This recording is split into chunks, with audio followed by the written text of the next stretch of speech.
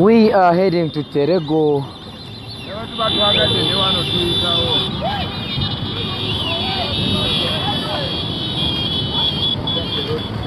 For the third rally of the day, and that will be our last for today.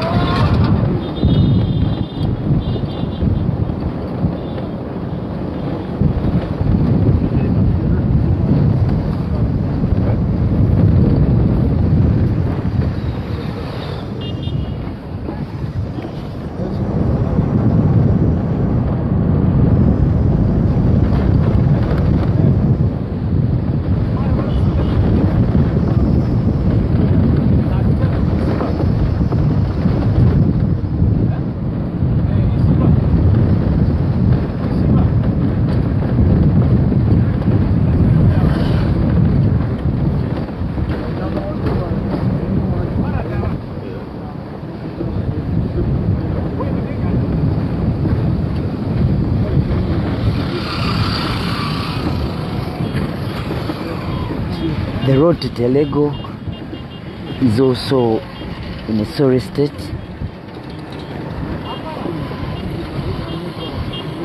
So you will for a long distance see this kind of picture brought to you.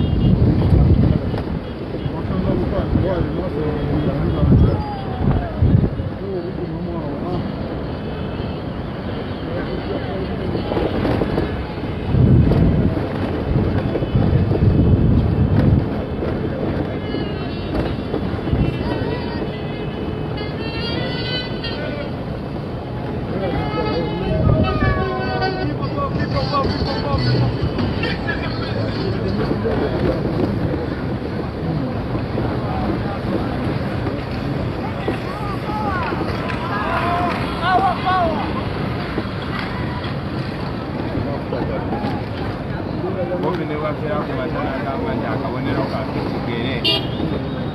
kigere kiba kijya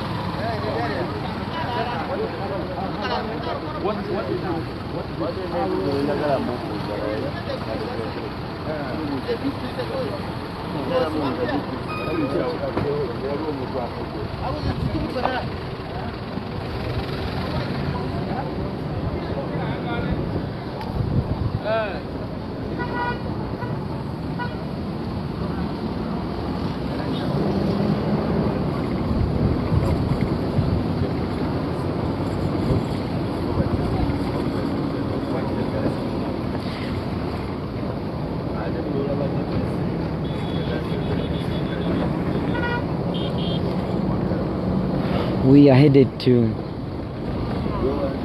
Terego district, which is quite a distance.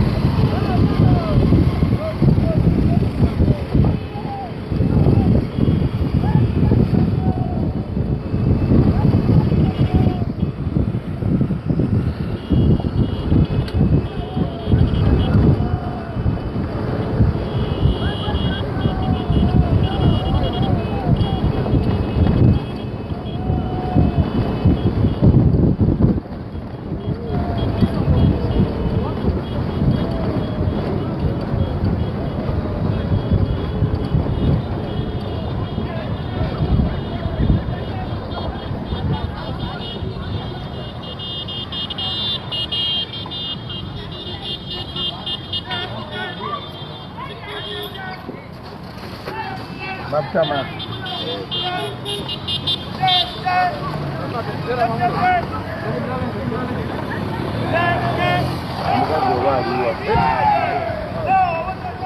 Baga huyo ayo makumi selfu huyo.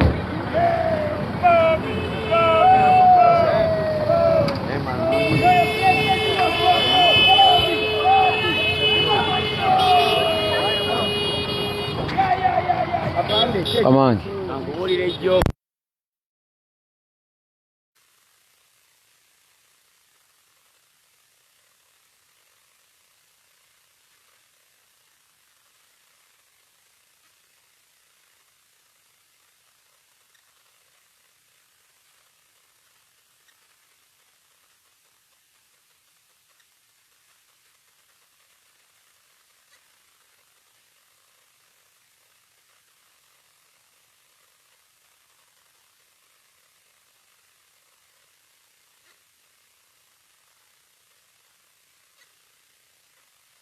Let us embarrass these people. Let us just drive direct to Terego. That is because if we came out, we would still but if be you in pass a row. by Ricky, that is a crowd there like I know.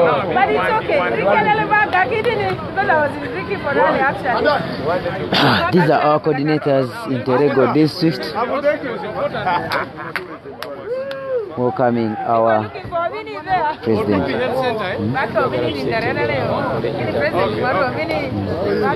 Let me call someone. Let me call someone to go there. Let me call someone to go there. Amenzu na Trangwari.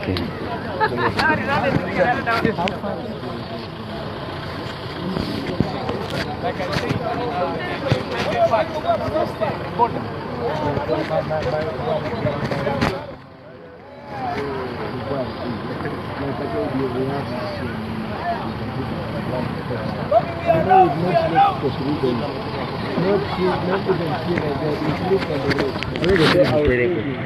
Where the Terego?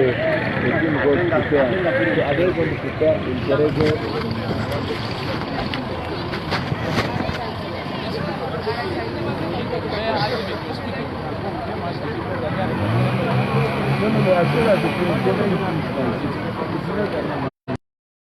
We are in Terego district and about to get to the rally venue.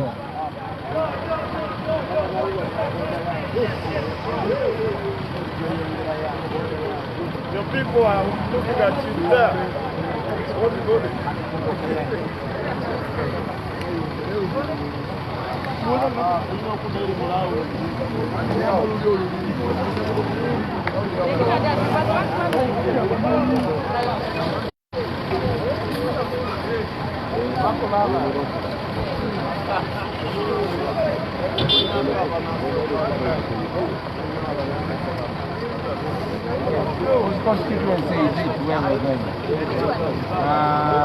Yeah, some people are easing themselves.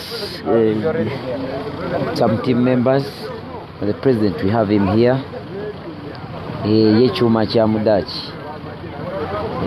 Some people are easing themselves. Others are taking some fuel before we proceed to the rally venue.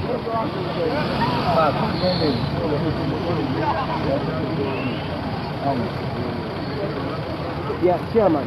Now let's leave here so we can have another that is relevant to this. Chairman, no pictures now. We can take them at the venue. Yeah. Now we have to go. Okay.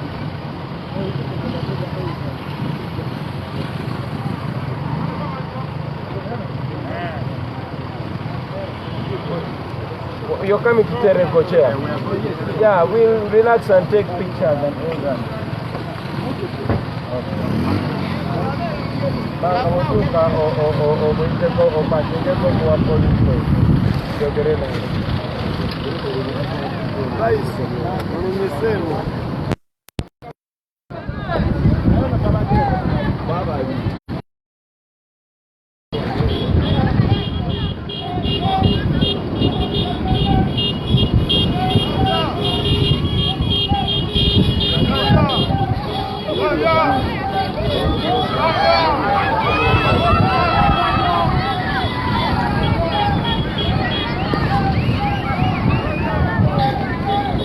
This is Terego district.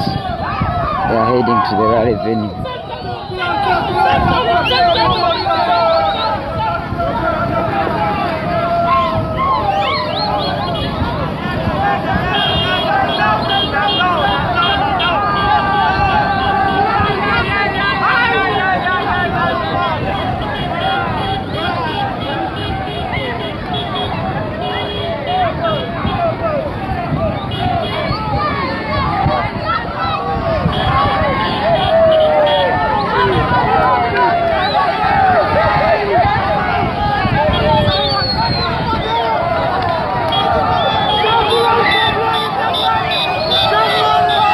Terego district.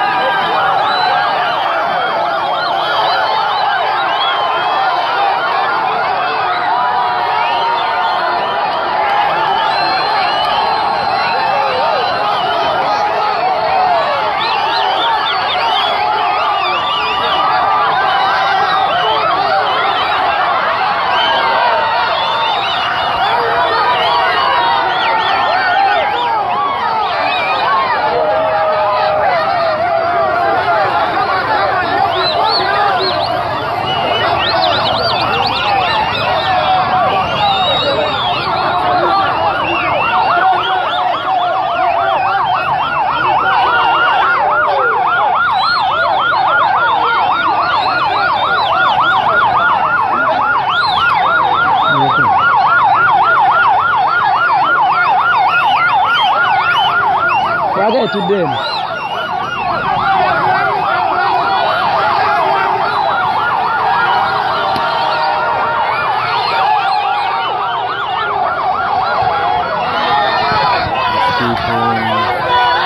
Oh my God.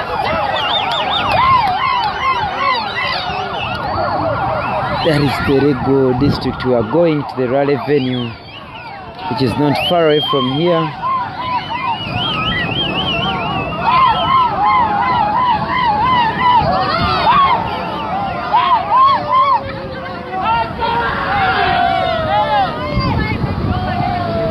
Yeah, for me it's very fine to insult or do anything that you might think will pull me off, but the best thing to do is to be civil while we discuss. I think it's only moral, like Malcolm X once said, that you can't be plantation slave and insult a house slave. You can't be a house slave and insult a plantation slave, because you are all slaves. So we are all slaves in our country. We should join hands and fight to liberate it instead of wasting time on nonsense.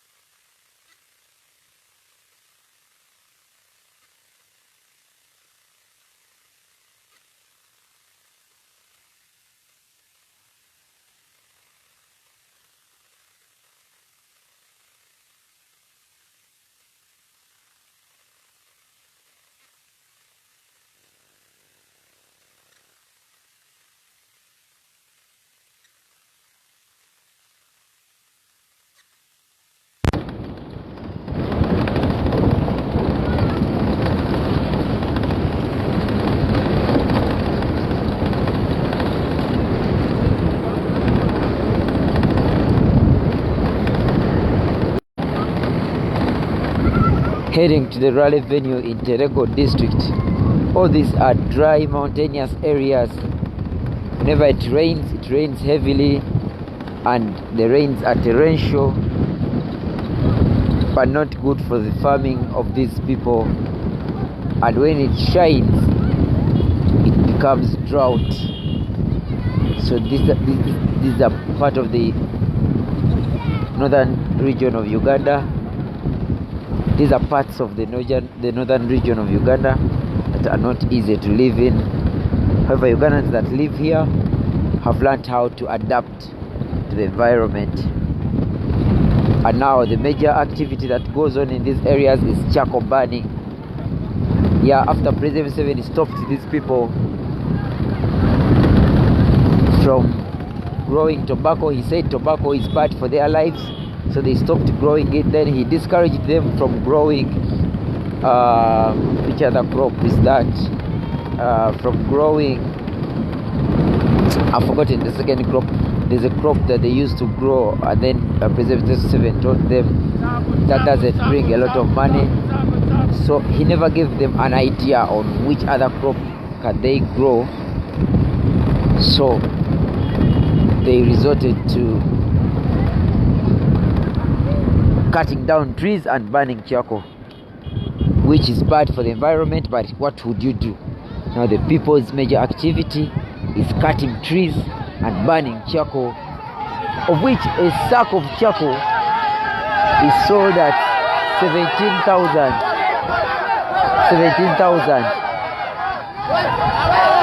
And in Kampala it's almost 100,000. What is so different is that these people call him Sentamu and not Kyagulanyi or Bobi Wine. Maybe the coordinators here marketed the name Sentamu more than all the other three.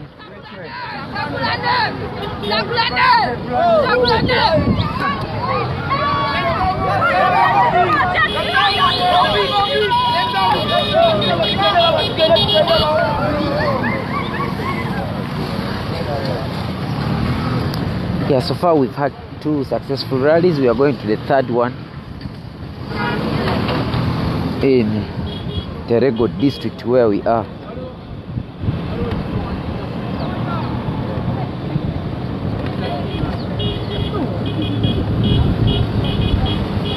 No, they call it Noja in Uganda. Yeah, that's how they call it. I'm not wrong at all. Hey, they call it Noja in Uganda. Hey, for us we call it Northern Uganda. Others call it Northern Uganda. But even Madame Zedriga will say Noja in Uganda. We are here in Noja. Anyway, that was a moment of break. Terego district, we are heading to the rally venue in Terego district. Like I was still telling you, when it rains here, they only experience torrential rains, and when it shines, it's drought at its peak. So these people don't have relative weather conditions, and on top of that, the trees have been cut down heavily because all the other agricultural activities were crippled by the regime.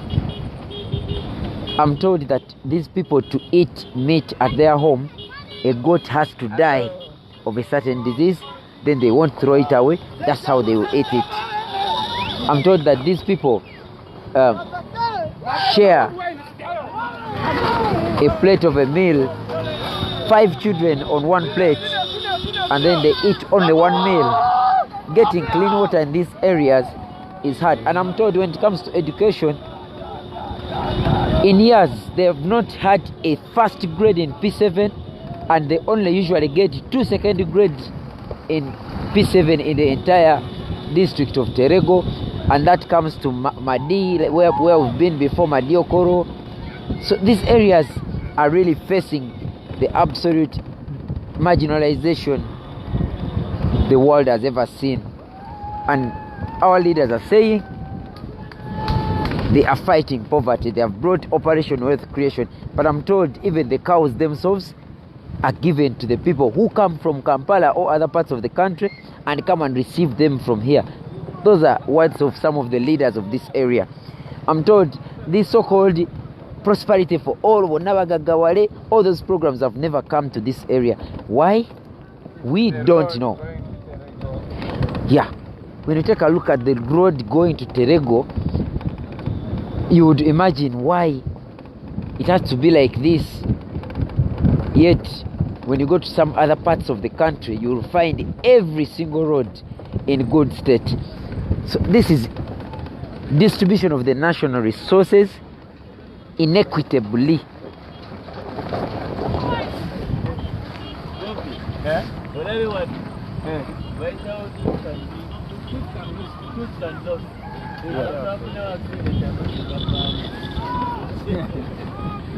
Yeah, I saw it recently. Wow, look at the roads. I saw it written on the road. This is your dada. There's no way you can. The teeth are not lost here. There's no way you would save your teeth here.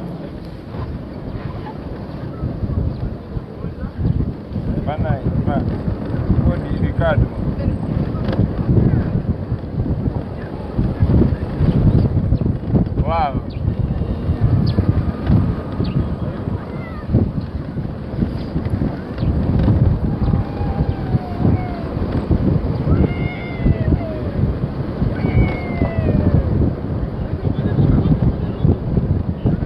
And the Boga Hamid, yes, they are bright. They are bright. I'm not saying they are not bright, but the statistics show that they don't get quality education in the UPE schools. We've passed one of the areas in Madiokolo. They only have one senior 4 secondary school, and they don't have any other senior 6. Beyond senior 4, they only have one school that stops at senior 4. And the reason they don't get those first grades and second grades is not because they are not bright, because those that go to better schools in other parts of the country really do well and even perform better than the people they find there. But those who study from here don't get the right education. So the schools are in very bad state. If I had a chance, if it was a network, I would have shown you some of the schools that we've passed. You would see that it's really very hard for those people to get quality education. And yes, no one is saying, I think every human being in this world can learn and can study and be bright and pass, but it depends on the quality of education you're getting from the facilities and from the service providers of that education. Yes, brother.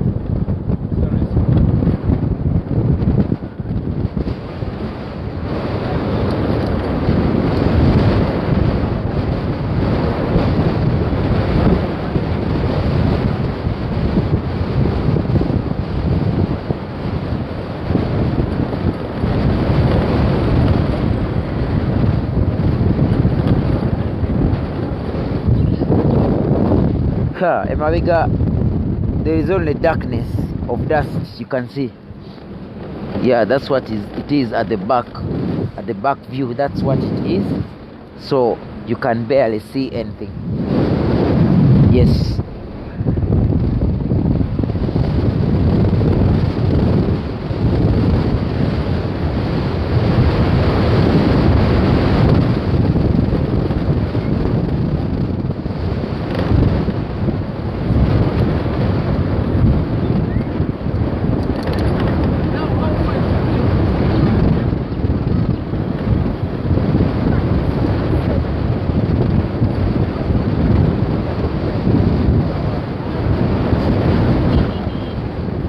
No. In fact, not only after senior 4 getting married, another statistic that I've got is that most girls here start producing, not getting married, but start being pregnant and delivering children and babies when they are at the age of 13, 14 and 15. Between those ages, most girls start producing. You find a girl of 28 with more than 6 children.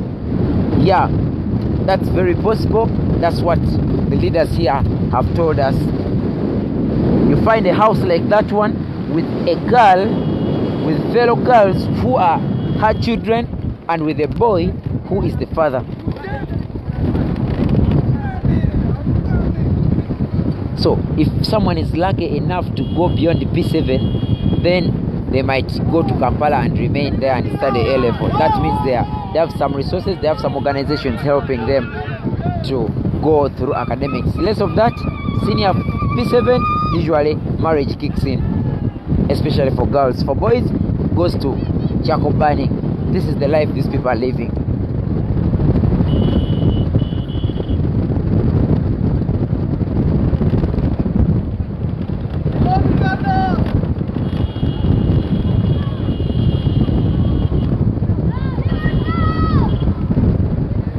Yes, tobacco growing, President Museveni has been eliminating it, has been telling them it's not good for their lives, but with no alternative. These people have been told to grow rice, burn charcoal, others have already been brought down. So the major legal economic activity would be tobacco, but it has been discouraged by the president and his government. So the people have resorted to charcoal burning as the major economic activities, especially for men and also women. Rearing cattle and goats and what, it's a kind of culture, because most families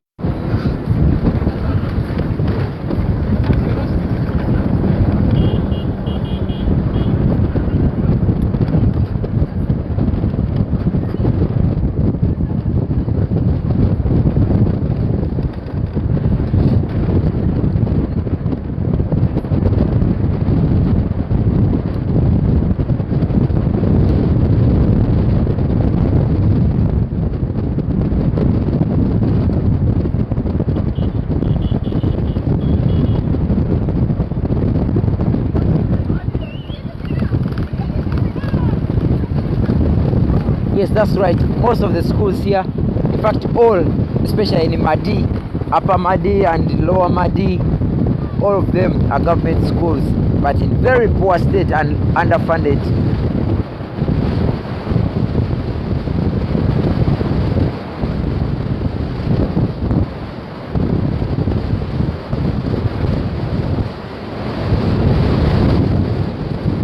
Whoever is feeling this, is someone here is saying I'm feeling this, please, you can move out of the class and go and ease yourself and refresh and come back. We are still in the class until the final rally is done.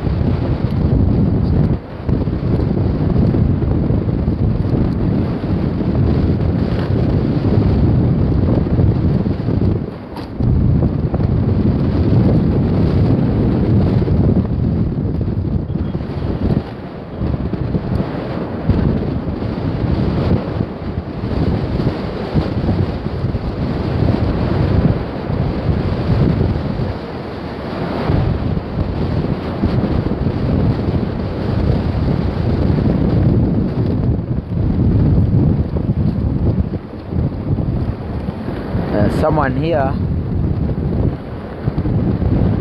is talking about some nonsense. I call that nonsense. Should just focus major on majors and minor on minors. The president, his first lady is Bobi Chagulanyi. That's all we must know and we must keep, because it's beyond all that nonsensical discussions.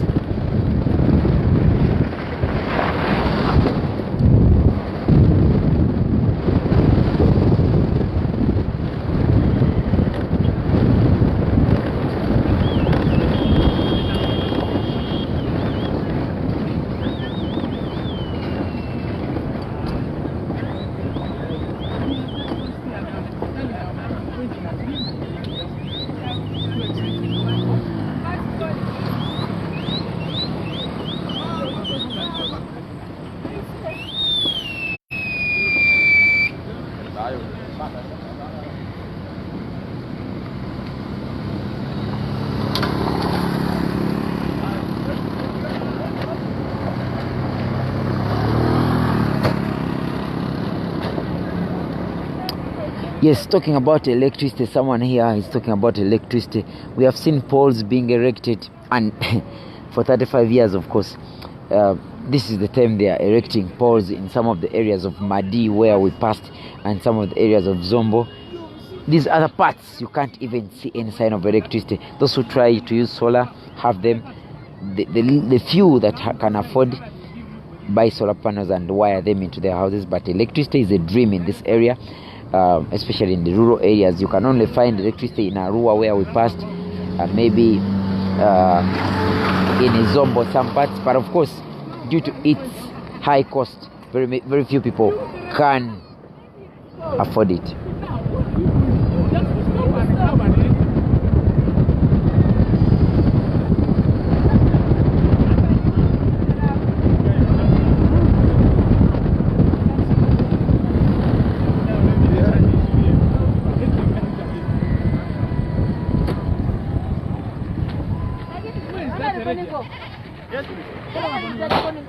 You are sitting behind. No, it is you who confused us. We went up to Tony. No.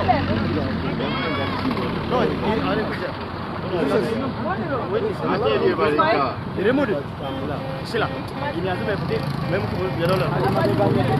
Come. Let one of you come.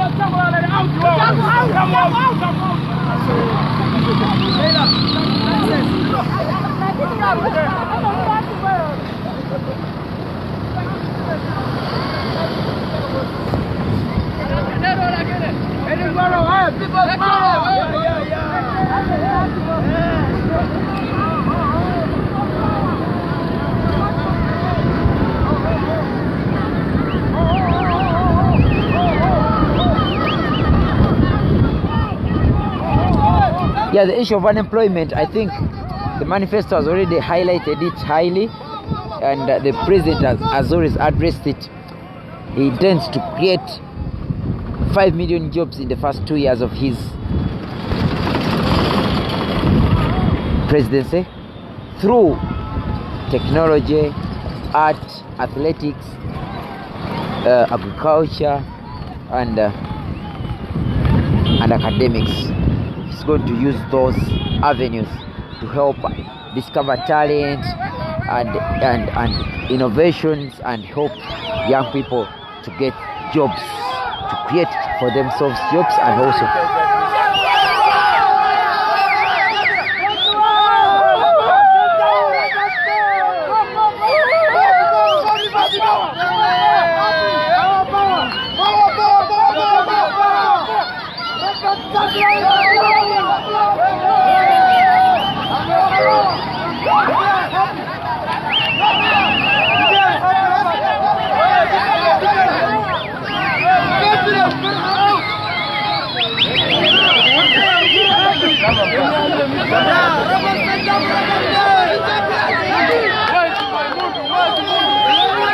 okay, our candidate for this area is joining in.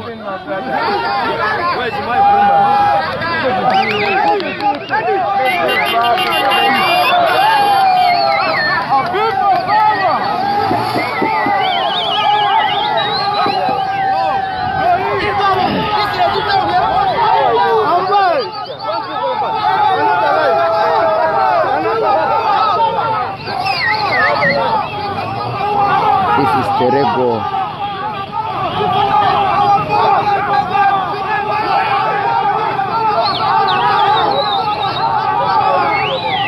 Yeah, this gentleman here is right. Remarina. English does not put any bills on the table, but it sometimes participates in the quality and the quantity of the bills that you will have to clear.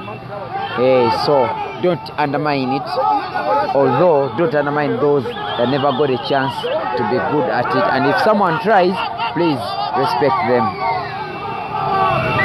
because we can't be the best in other people's languages. We just try to learn them and use them as communication means. So if my brother Map Media is trying to communicate, get the message and live the way he delivers it. Yes, just take the message, because I know he's a good communicator and ignore any errors, because he is a black man, he is a Ugandan, and most especially he might be a Muganda, so he's not entitled to being perfect in other people's languages. That's a word of caution. We are all born from where we are.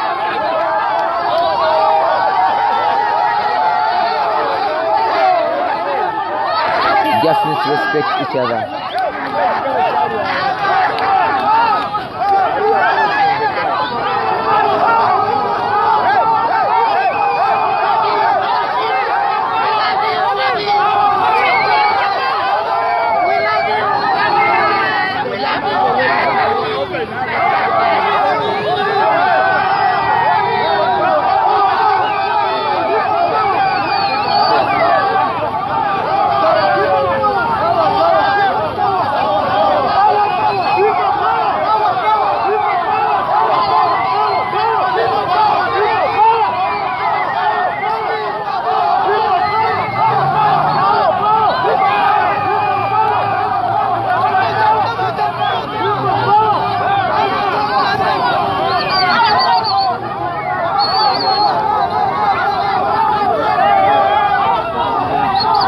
Koboko youth watching Ghetto TV on a projector.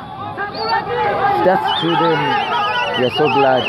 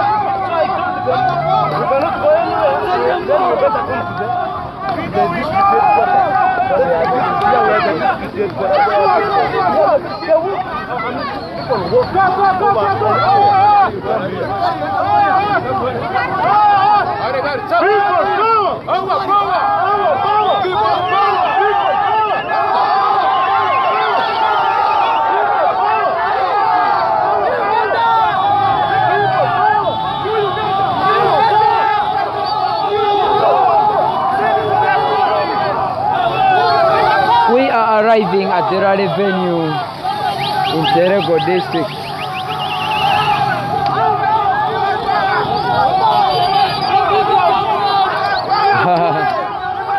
We are arriving at the rally venue in Terego district. The people are so happy to receive their president. I think the sound is on. If it's off, it could be your phone. People, yes, we all find English hard, really hard, because some of the vocabularies, the dictions that we need to use, like we would express ourselves in Luganda or in other languages, Lusoga, Lunyankore, is not the easiest thing to do. You can't just wake up and find the right vocabulary to express yourself in a language that is foreign. So we just try as much as possible to make sure people understand us and get the message. That is the issue, the core value and the gist. This disabled young man also wants to be part of history. Yes, welcome the lame people, welcome the disabled. This government of the National Platform is promising to be people-centered government.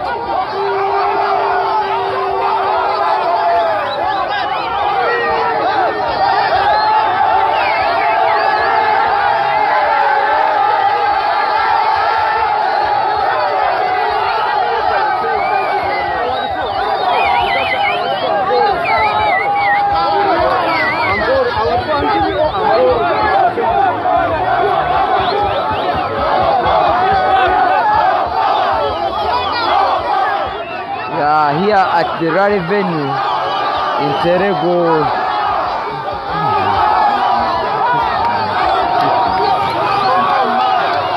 at the rally venue.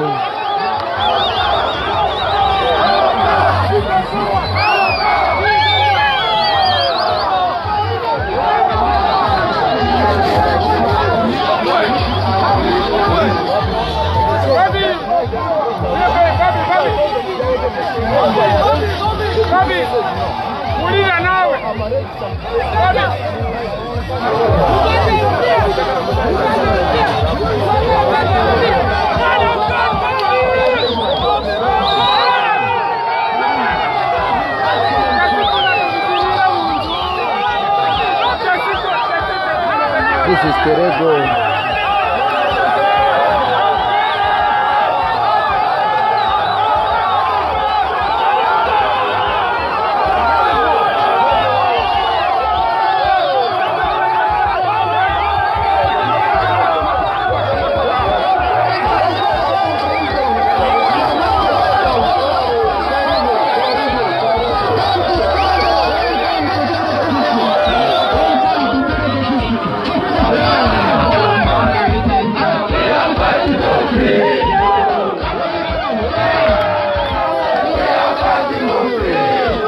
Madam Zedriga Rina Waru.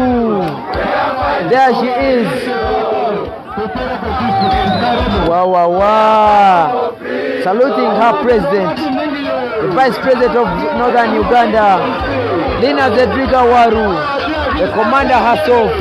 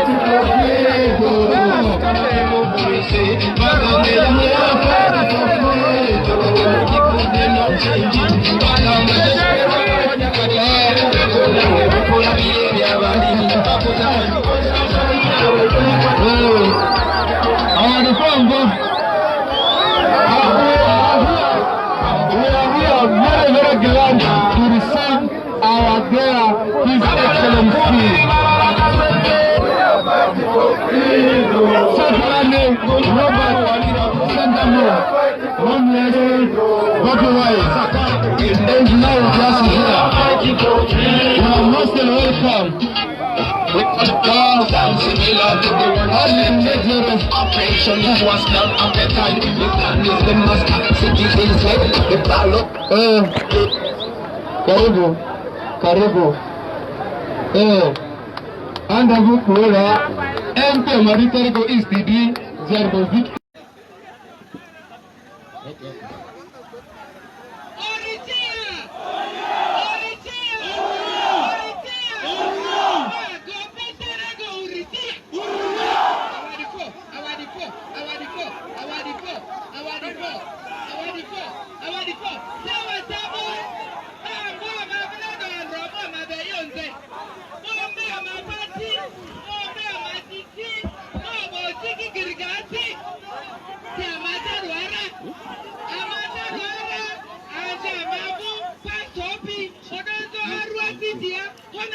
Yes, omulabi wa Geto Media kwandiza na tera tutuse talango Robert Chagulanyi Ssentamu president w'ekumi gyagenda okuba olukuŋŋaana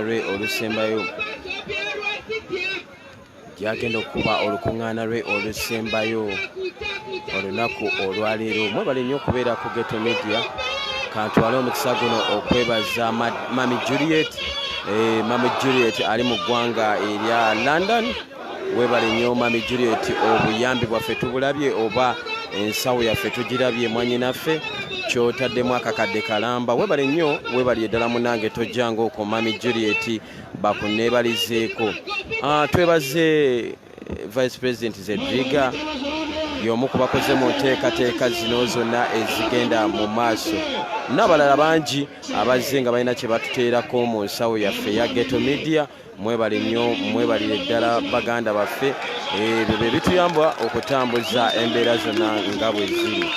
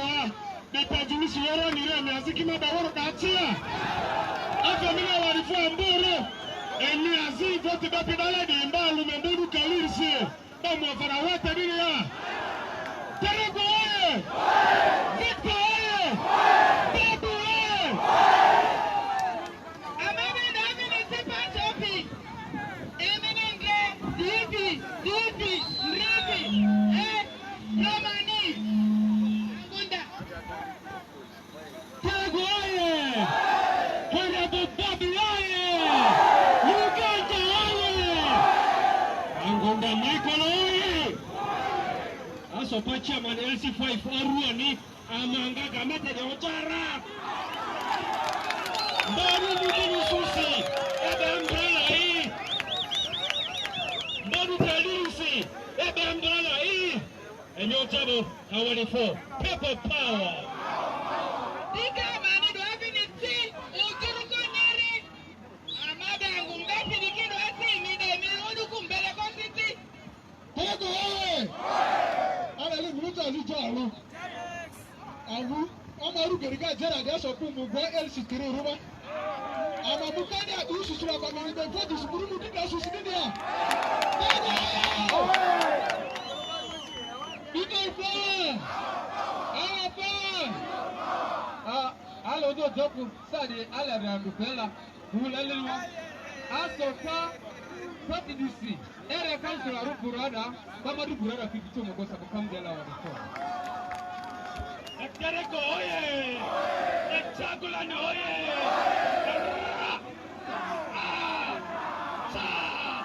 Chagulan oye!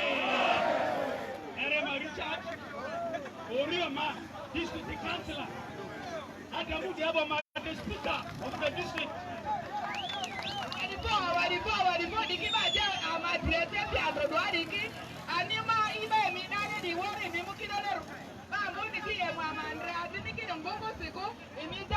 Everybody please come in front.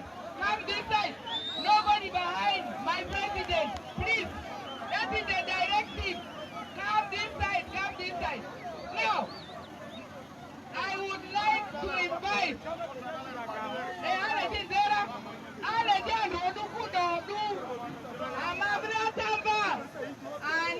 Niko Uduku Bendiri Omi Bendiri Onduape Eyoria Matia Eyonda Mabe Ititabe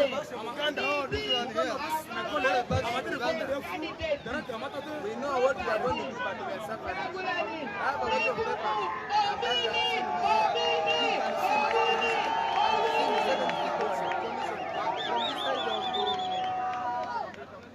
Barara, you see and you compare this area here. Is this one real? Are we really safe? Is this real democracy? Are we really safe?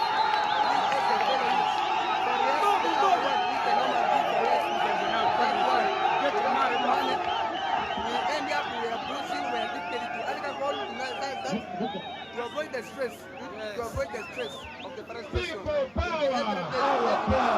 Our power! People power! Our power! Our power! People power! NUP! Everywhere! Everywhere! NUP! The people of Terego. The ladies of Terego. Now the people of Terego. The ghetto people of Terego.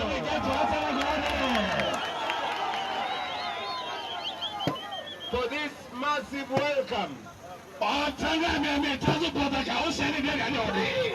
For your constant stand against the dictatorship.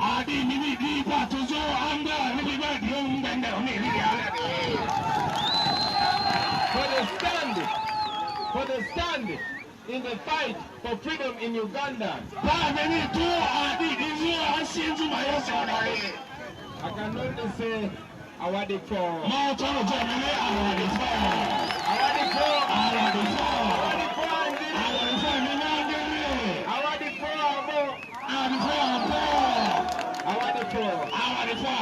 Thank you very, very much. Before I go any further, I want to salute this powerful woman. This powerful woman is the daughter of West Nile. This powerful woman, even before we started the National Unity Platform under the People Power Movement, she was single-handedly deputizing me.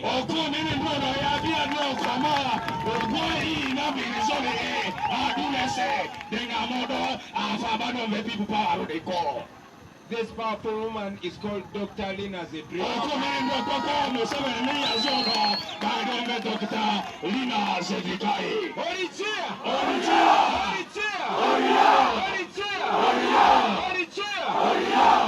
You know what? When I came to West Nile, and I was baptized Obini,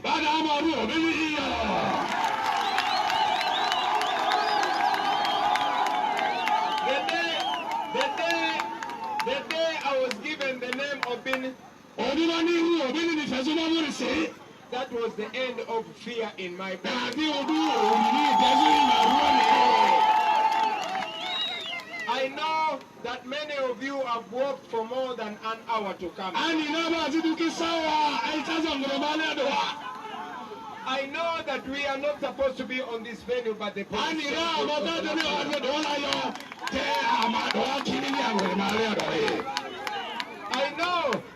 I know that the military and the police has been warning and beating people.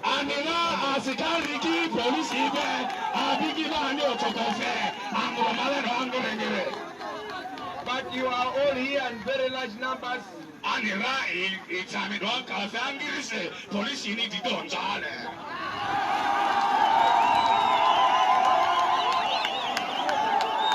Because you decided to say no fear.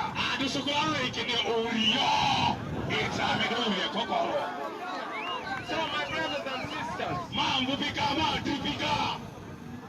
my friends here in West Nile, here in Terego and all over Uganda, I want to salute you. Thank you for being strong. Thank you very much. So now that we are here, you already know that I am wearing a bulletproof.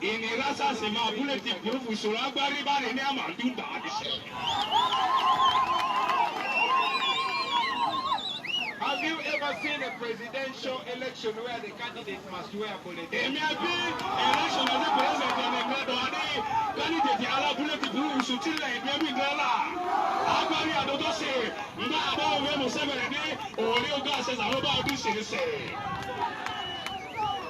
Have you ever seen a presidential election where the police tell you that you cannot drive on the main road?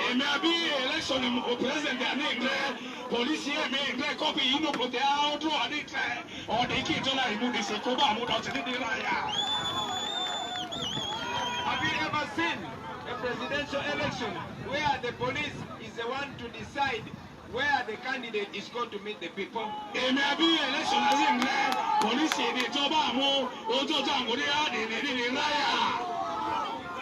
So now you know that Museveni is very scared.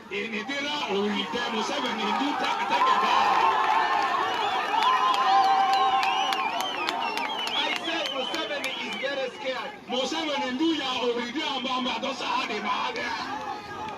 He is scared because he knows his days are numbered. He is scared because he knows we don't fear him.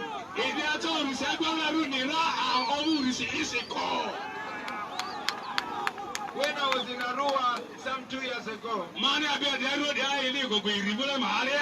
he tried to kill me, but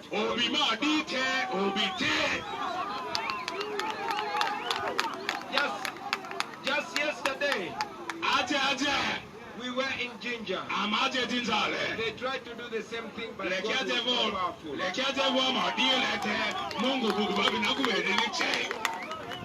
So now that we are here, and now that I've gotten the chance to talk to you, first of all, I want to ask all of you to take this message back.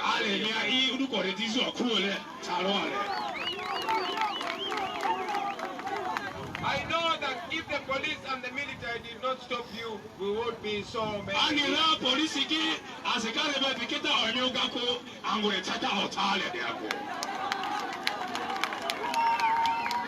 As you can see, we don't have any guns here.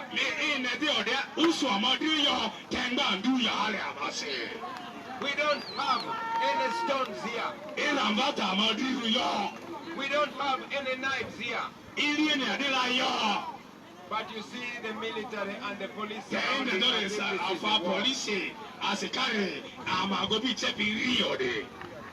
But I continue to tell those brothers and sisters that we are not fighting against them. We are fighting for them.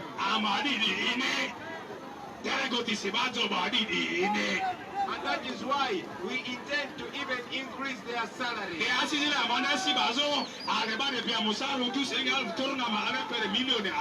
Because they are our brothers and sisters. Now very quickly, the last time I was here in Terego, I was a musician, but I'm back as a presidential candidate.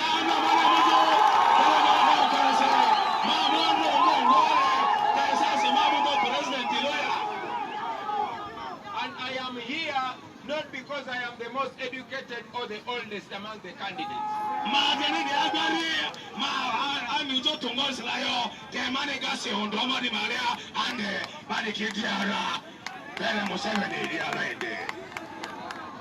I am here as a representative of the common people.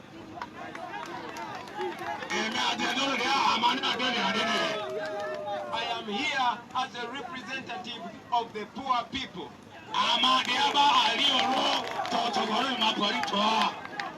I am here as a representative of you, the young people. I am here as a representative of the ghetto people. I am here to represent the women of Uganda and in particular the women of West Nile. I am here to represent the single mothers and the suffering mothers.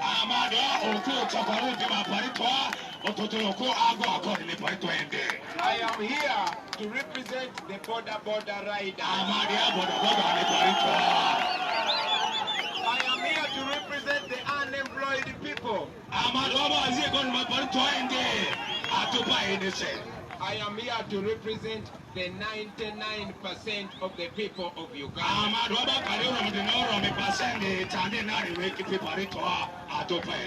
For a very long time, we have been handled as slaves in our own country. Our country is very rich, but we are very poor.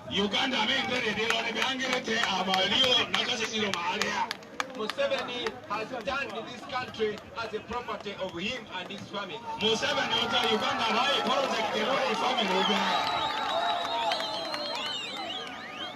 And like the colonialists were doing during the times of colonialism, they pick the greedy one amongst the many and they feed them and they use that person to enslave the rest of them.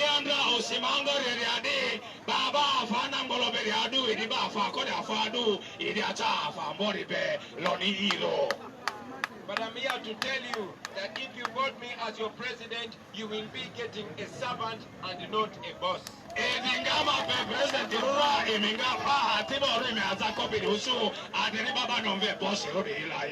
say that again. If you make me your president, you will be getting me as a servant, not as a boss.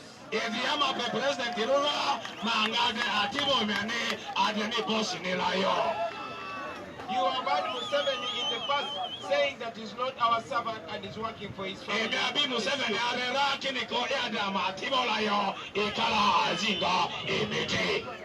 That is why we want to remove him, and we are going to remove him.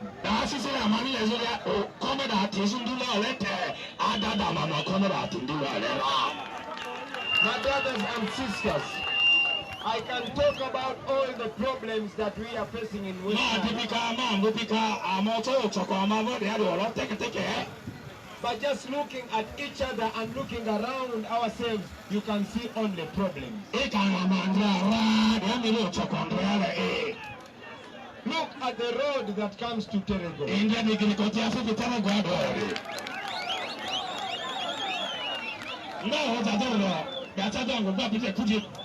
Let me ask, how many tarmac roads do we have in Terego?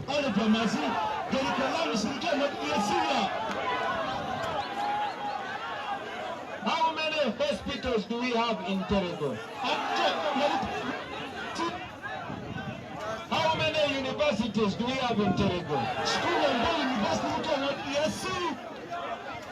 How many sports or recreation grounds do we have in Terego?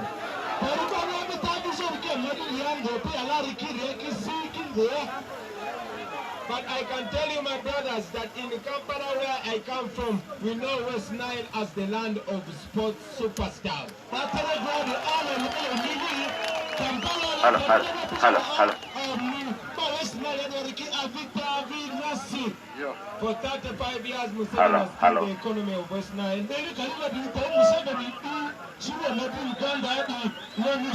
Museveni has killed the infrastructure of West Nile. Museveni has killed the education of West Nile. And yes, Museveni has killed the healthcare system of West Nile.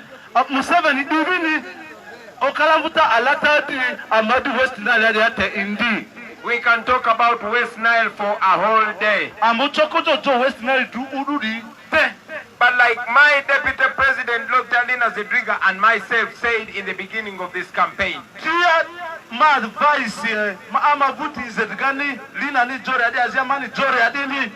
we said we are closing the book of crying, the book of lamentations, and opening the book of Acts.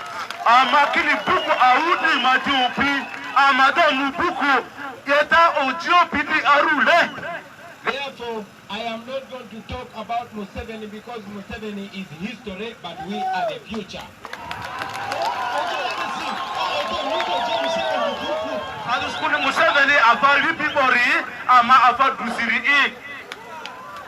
Let me talk about just a few things that we want to put in place as soon as you make me president.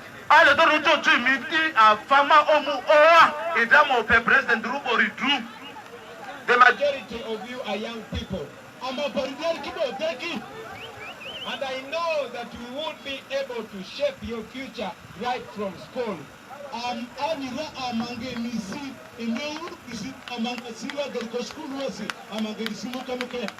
We know that we have very, very intelligent young men and women here.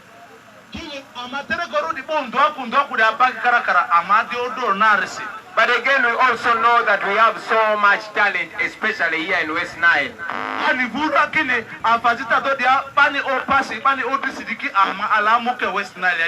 I talk about our education system and dividing it into 4 A's.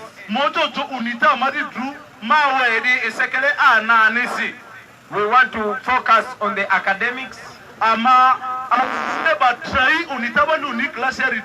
we want to focus on the arts. Amamu anisile bavutai unitabani ezingazu trisi. Naswafabani also pass it through. And in the arts, that's where you get people like Bobi Wine and other musicians, actors, painters, and poets. Kili tabani nazo no skuru kosidi migo bata iadi Bobi Wine adi ongo ngopi bazi afasiza sipi ngondi kusu. We want to focus on agriculture. Ale asile batrai ambu yadatria. And we also want to focus on athletics. Alevu asile batrai afa amane afa pasi ungu mupira ngoni dipitru. But now that we are in the land of athletics, amadu adrezo angu unguni angazo ala karakaradi arurisi. Let me talk a little bit more about athletics. Ale do rojo jotira angire. In the ghetto where I grew up from, kene anguma zozo panombe ghetto ruda ale. We had the champions like Obin Michael. Ama champion ikenda dia bazi bombela Obin Michael e. We had the champions like Asiku. What is Asiku's second name, Mode? Asiku Jackson e. All these were world champion boxers. But the Kenda Woody Kurusi Ngumisi and I saw them with my own eyes. And Rekimi Fiamma Trudosi. In Kamocha, Tebando, where I grew up from, I was a neighbor to Dokas in Zikuru. Parimani Zozoka Mucharura Ale, Majirani and Zikuru e. Here where I come from, this is where the first gold medal of Uganda came from, brought by the great John Akibua. Kele parimani adezodi arudia, urodiba nu supasi ungunjuzasi oko udi kuruare afibandra baja madidia panomve John Akibua rudi ya madi wokwanwa. Those are the few champions that were able to make it through very, very, very hard situations.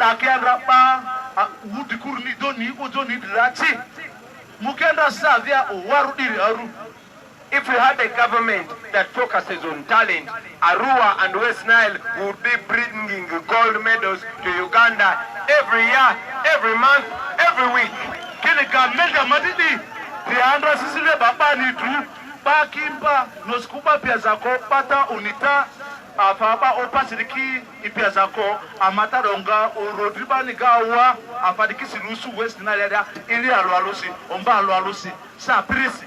But you know that those champions of Uganda actually borrow money to get an air ticket. Some of them go on bus to make our country proud. Kini batami ndre fetade di bibediki ipidisende yo iki musende itu kwa pidi muzo mu abala di pia anvele. And it's after they win that Museveni calls them to take a picture with them. And after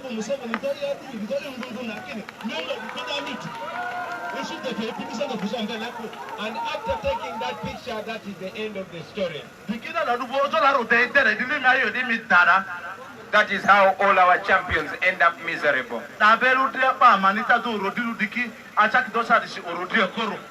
So much money was passed to build the Akibua Stadium.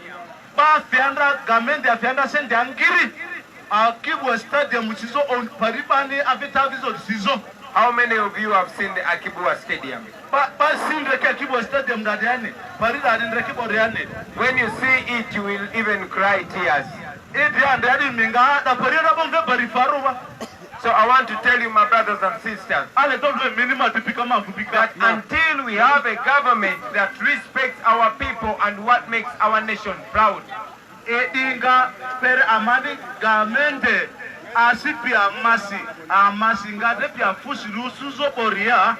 until we have a government that values talent,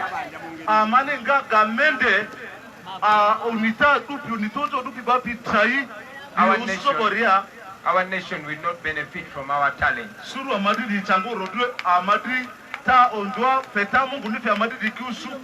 And it is not surprising because Museveni does not support talent because he does not have any talent. We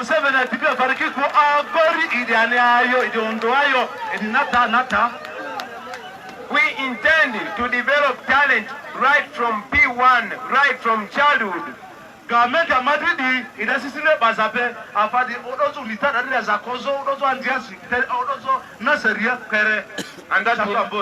there we will make sure that even if a child does not become a lawyer or a doctor, they will make the nation proud and they will bring revenue to the country through their talent. Kile padre otawafu daktari rulaku padre otawafu engineer rulaku amagamente ditobenga adresile bazatu bazi na pipasi ba na pidisidikisi orodilo usuzo. I am telling you that because I am a living example.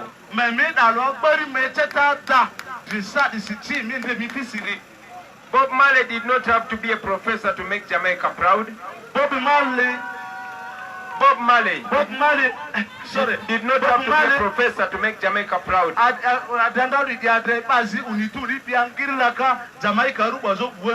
Ronaldo did not have to be a professor to make his country proud.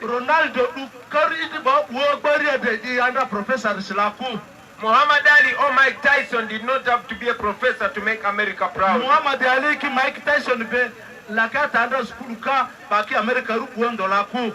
So I want to tell you, especially you, the ghetto people, who God gave the talent.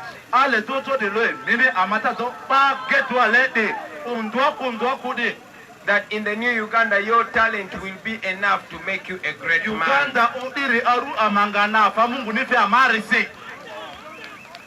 We will not talk about the healthcare system and how we intend to revamp it.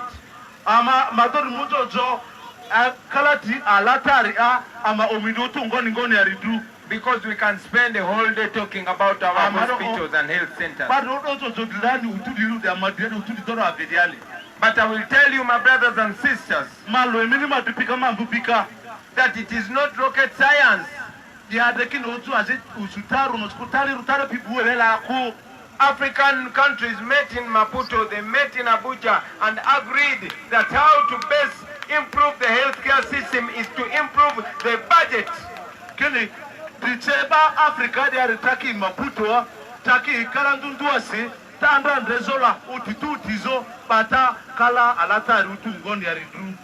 it is a question of putting money in the health centers to pay the medical workers, to buy the medicines, to improve the infrastructure of the health facilities. That alone can improve our livelihood, especially in the health centers. Sende bazo pari ekeria sende amane amabe musoro rudi idayuzo kilindi badiro baro nebo ojodiki oto. So if I am president, when I am president, you will not see new police patrol cars. You will see new ambulance. When I am president, everybody will be proud to work in the hospital. The teachers will be proud to teach our children. Because they will be paid well and on time. That is the pledge that I give you, my brothers and sisters.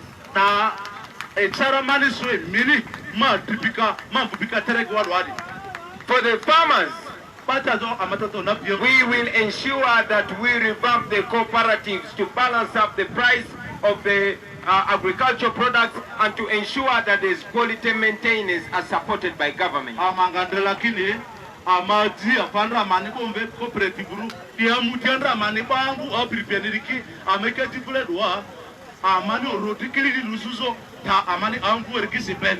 I can go on and on and on and on and on about the new Uganda.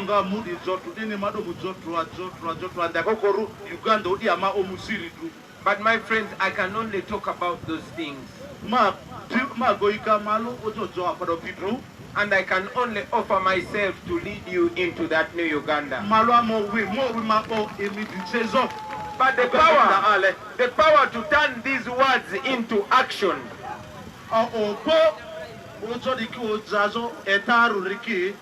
that power is in your hand. I said that power is in your hand. You have that power. Tell somebody you have that power. Tell somebody you have that power. And the reason why Museveni does not want me to talk to you He does not want you to know that you have that power.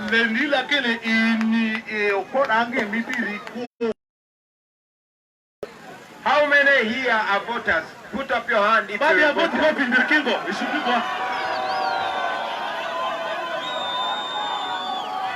Now you see all these hands here. The votes that are here are more powerful than bullets.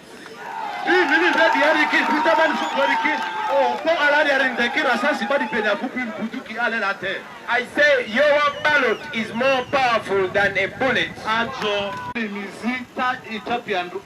And all those watching us on social media in different parts of Uganda, to make sure you come out in large numbers and vote.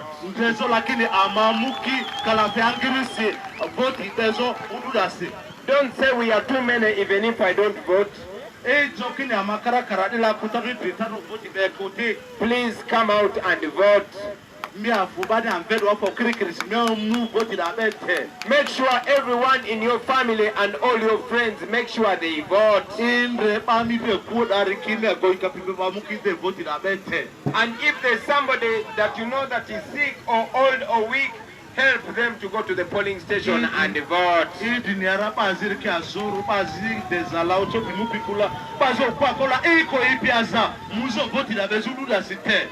If we do that, my brothers and sisters, Museveni is finished.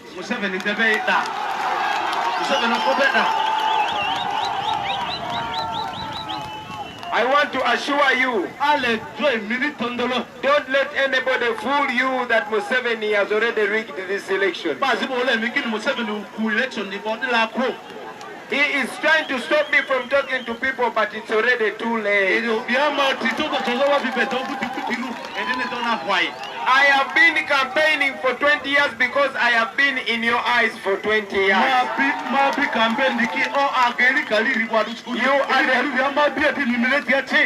You are the ones that raised me from the ghetto until here where I am.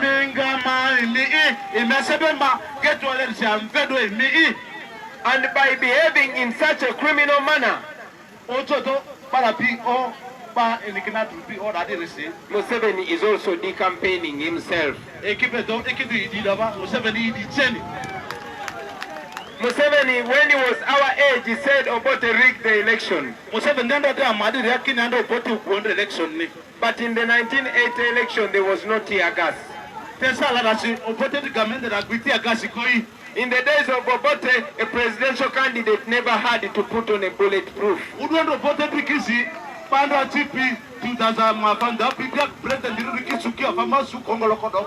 The military never mixed in the election. But as you can see now, the police has taken over the role of the election commission.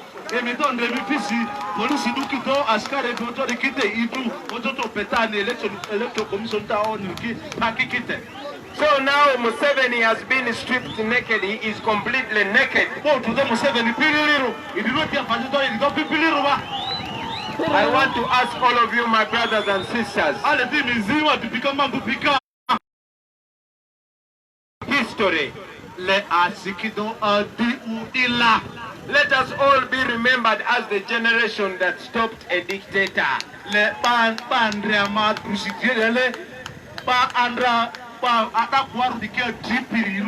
Let us do this for our fathers and mothers.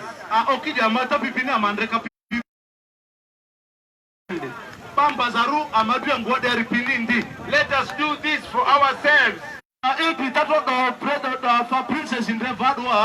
You will see the umbrella. Even when you see my brother Habib Salim, you will see the umbrella. Even when you see my brother right here,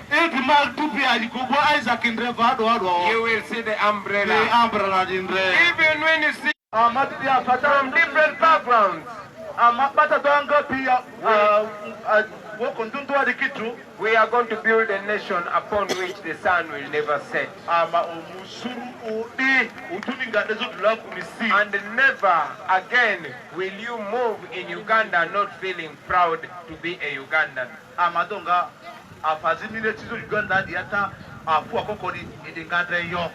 want to thank you, ladies and gentlemen, for listening to me. I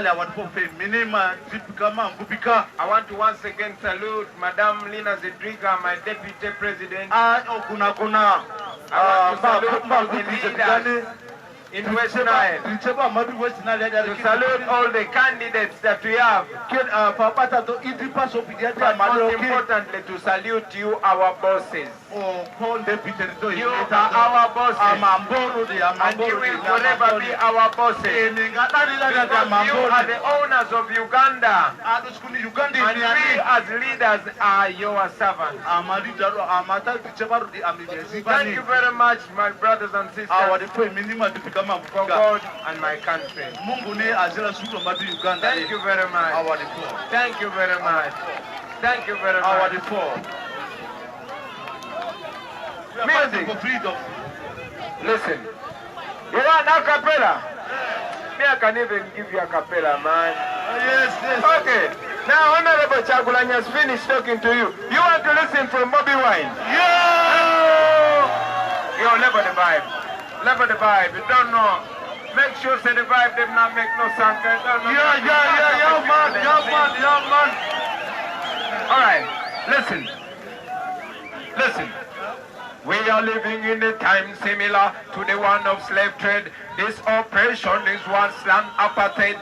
The gun is the master and the cities enslaved. The pearl of Africa is bleeding. Question, what was the purpose of the liberation when we can't have a peaceful transition? What was the purpose of the Constitution when the government disrespect the Constitution? See, our leaders become misleaders, and see, our mentors become tormentors. Freedom fighters become dictators. They look at the youth and say we are yaga. Sing along. I say we are fighting for freedom. Yaga yo. I say we are fighting for freedom. I will sing for you when I come back for the process. People power! Our power! People power!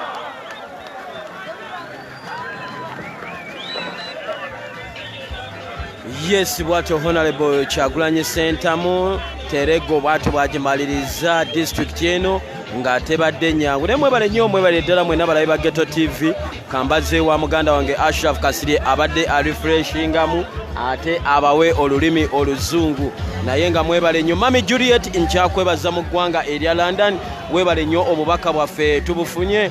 Webalire ddala kuddukirira Ghetto TV n'akakadde kalamba bweddu akensimbi. Webale nnyo webalire ddala kambazeeyo wa Ashraf mu lulimi oluzungu. Ronald Buganda Mugenyi, that's the comrade. Salute, brother.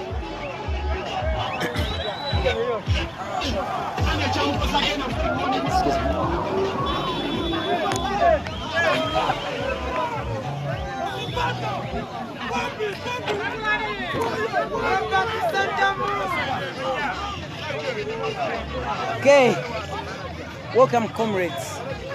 Welcome back from that great speech.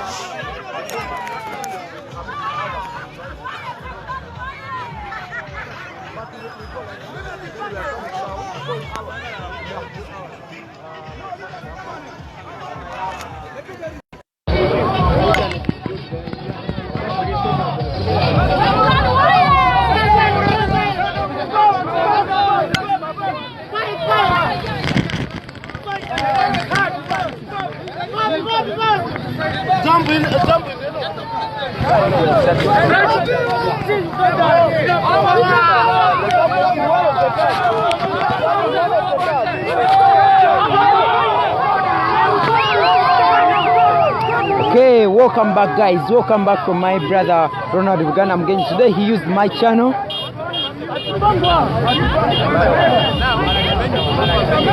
He used this channel to broadcast to you the speech because his network was not so good, and like I told you, always try to do everything possible. Please let us use the shortcut. And right now we are moving away from this venue as we head to the final destination of today. The final rally is done. Thank God everything has been peaceful. We thank God nobody is injured. We thank God nobody has gotten a problem throughout the day today. And we thank the security forces in these areas. Although some of them try to cause chaos, but the day has ended peacefully.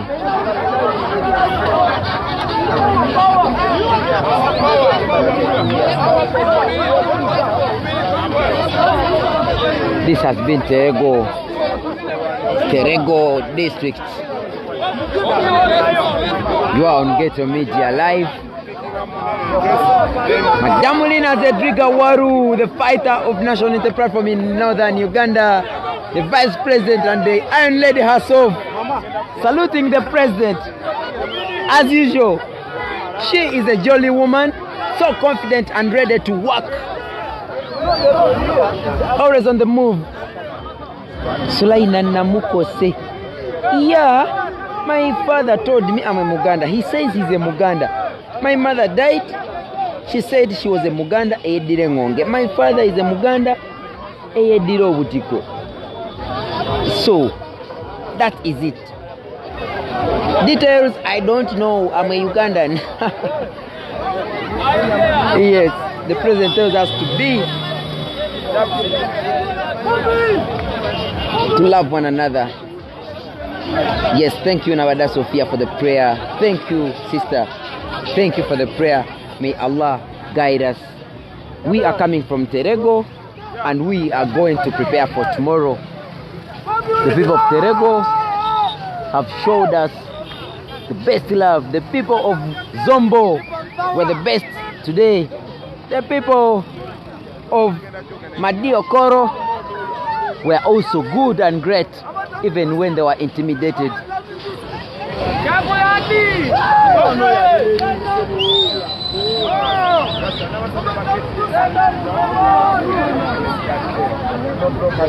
want to request tonight we are talking to what? That woman? Yes. Yeah, man. The reason why I want us to rush and set up, I want to skip 1 hour process for the